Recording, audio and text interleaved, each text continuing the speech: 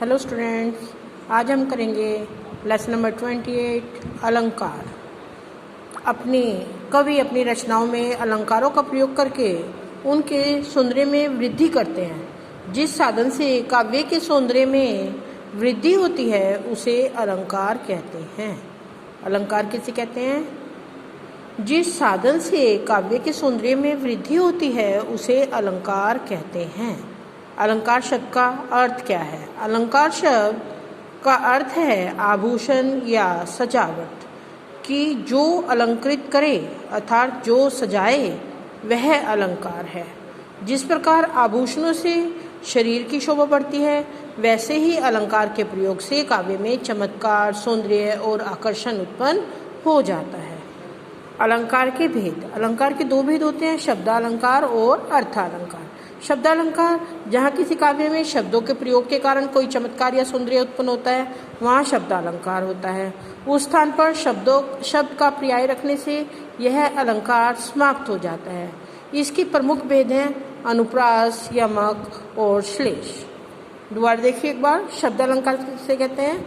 जहाँ किसी काव्य में शब्दों के प्रयोग के कारण कोई चमत्कार या सौंदर्य उत्पन्न होता है वहाँ शब्दालंकार होता है। उस स्थान पर शब्द का पर्याय रखने से कि उसी शब्द के कारण चमत्कार उत्पन्न होना है, यदि उसकी जगह कोई उसका पर्याय रखने से वह अलंकार समाप्त हो जाता है। इसके प्रमुख भेद हैं अनुप्रास, यमक और श्लेष। तो आज हम ये शब्दालंकार ही करेंगे। सेकंड होता है अर्थालंकार। जहाँ अर्थ के द्वारा काव्य सौंदर्य में वृद्धि होती है वहाँ अर्थालंकार होता है। ये अलंकार शब्द के स्थान पर अर्थ से संबंध रखते हैं, इसलिए शब्द के स्थान पर उसका पर्याय रख देने पर भी अलंकार वही रहता है।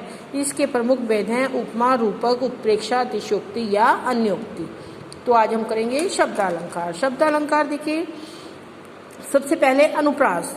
जहाँ एक ही वर्ण की आवृत्ति बार बार होती है वहाँ अनुप्रास अलंकार होता है। जैसे वर्ण आप जानते हैं ना कि सबसे छोटी इकाई, जैसे अ, क, ख, ग, च, छ, ज, ऐसे। तो जहाँ एक ही वर्ण की आवृत्ति बार बार होती है वहाँ अनुप्रास होता है। जैसे मुदित महीपति मंदिर आए, सेवक सचिव सुमित बुलाए। मुदित महीपति मंदिर आए, म वर्ण की आवृत्ति होने से यहाँ पर अनुप्रास अलंकार है।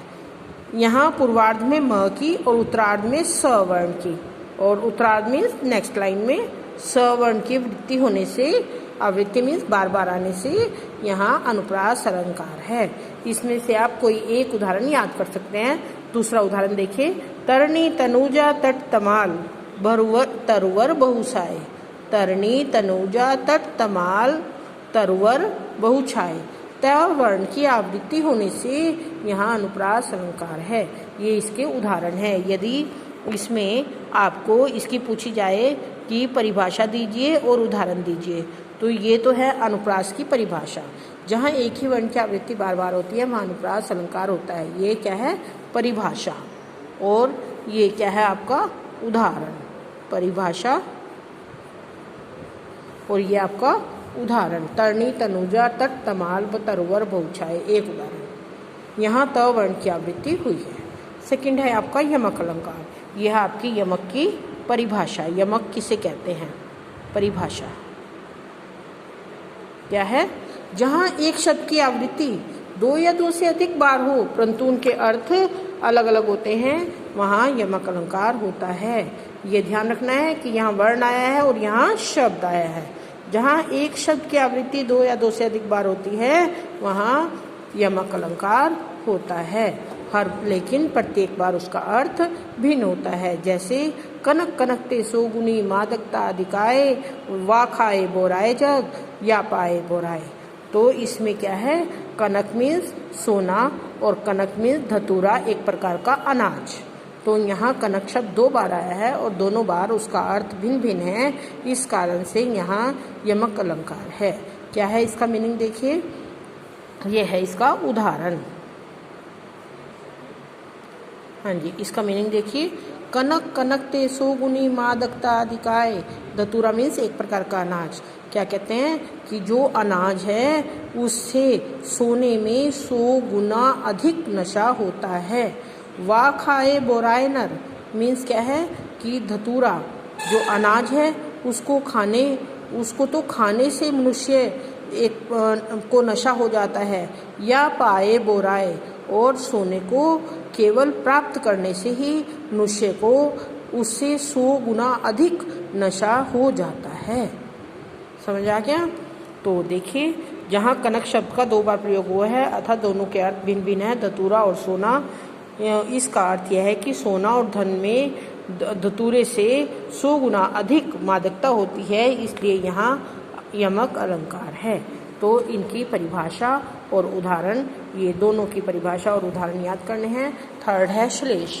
इसकी देखिए परिभाषा क्या है। थर्ड श्लेष की परिभाषा होती है, देखिए परिभाषा क्या है। परिभाषा, इसकी डेफिनेशन, कविता में जहाँ किसी शब्द का प्रयोग एक ही बार होता है लेकिन वह विशेष एक से अधिक अर्थ व्यक्त कर रहा हो, वहाँ श्लेष अलंकार होता है। कि शब्द तो एक ही बार आए लेकिन उसके अर्थ भिन्न भिन्न हो, वहाँ श्लेष अलंकार होता है। जैसे रही मन पानी राखिए, बिन पानी सब सून, पानी गए न उबरे, मोती मानुष चून। क्या पानी शब्द तो है लेकिन पानी शब्द के मोती के साथ अर्थ दूसरा है, मानुष के साथ अर्थ दूसरा है और चून के साथ अलग है। मोती, रहीमन पानी राखिए, बिन पानी सब सून। रहीमदास जी कहते हैं कि मनुष्य को घर में, रसोई में पानी अवश्य रखना चाहिए, क्योंकि पानी के बिना सब सूना है, व्यर्थ है। पानी गए न उबरे, क्योंकि पानी के बिना ये चीज़ें नहीं उबरती। मोती मीन्स मोती के साथ पानी का अर्थ है चमक, क्योंकि चमक के बिना मोती जो है वो व्यर्थ है। मानुष के साथ है पानी का अर्थ है इज्जत, कि यदि मनुष्य की इज्जत चल जाए तो मनुष्य व्यर्थ है।